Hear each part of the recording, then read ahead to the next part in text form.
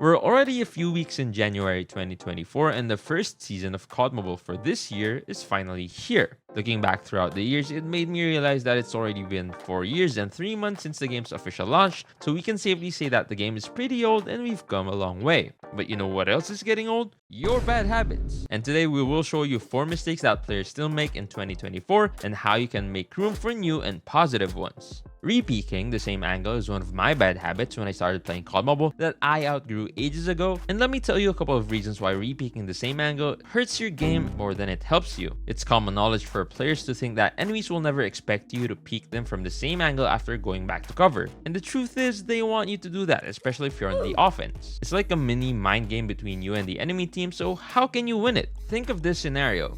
You peek an enemy, you miss the shot, you get to cover, and you peek again hoping that you could successfully get the kill. But it went the other way around. Why is that?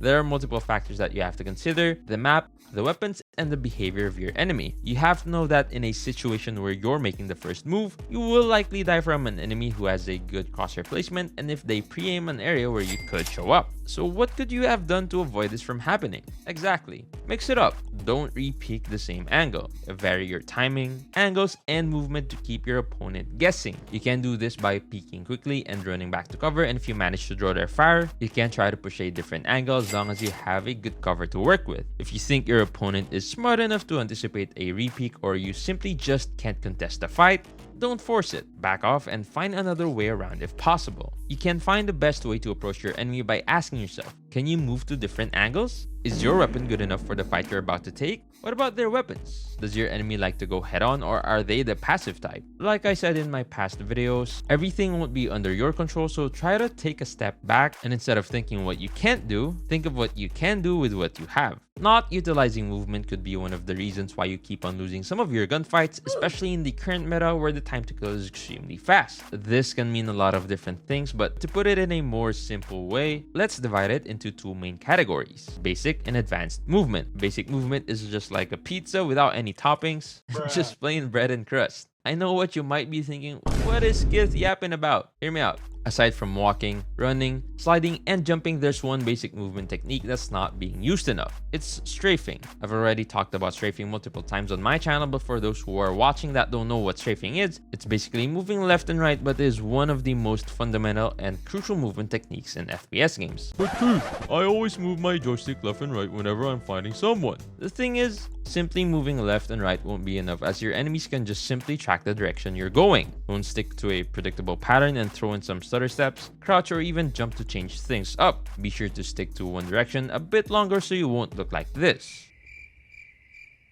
Now that we're done with the bread and pizza crust part, all you need left is the tomato sauce, meat chunks, pepperoni, and cheese. Quick question, does pineapple belong to pizza? Let me know in the comments below. Now back to the video. You want to level up your movement by adding movement techniques together to become a harder target to hit. One of the best examples for this is the slide jump plus bunny hop movement technique. To do this, you need to run first, hit slide and jump in order to gain a momentum boost, then press jump to transition it into a bunny hop. You can be more creative with it by adding a quick strafe in the end and even add a drop shot as a last resort. Now that's a perfect recipe to become one of the ultimate movement sweats. Remember that with better movement, you can survive some situations where you normally wouldn't. Advanced movement doesn't have to be crazy like the ones you see from scrolling TikTok. All you need is the right amount of movement for it to become effective without affecting your aim. One of the mistakes that I normally see in ranked is that players don't use their weapons where it shines the most. Ever saw someone use the KRM at an open area, or a teammate rushing a tight space with a PKM? Yeah, don't be like them. It does sound like a simple problem with a simple fix, but in reality there's a lot more to it. By not using the right weapon in the right scenario, you will likely struggle winning gunfights and miss some key opportunities that could have helped your team. What opportunities?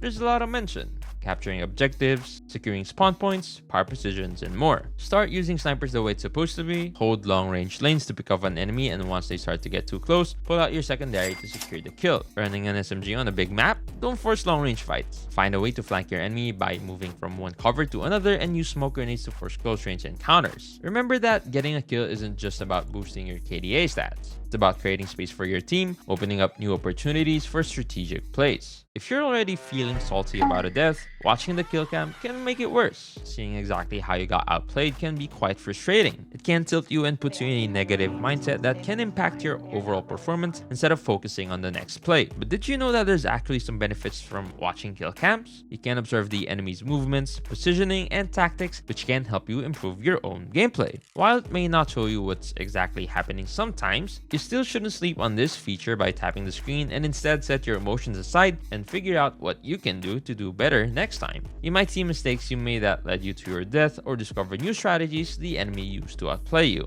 What's your number one tip for taking gunfights in COD Mobile? Let me know down in the comments below. Like I said, you can use movement to win more gunfights in COD Mobile, and here's the perfect starting point to learn or refresh yourself when it comes to movement. Thanks for watching, and I'll see you on the next one.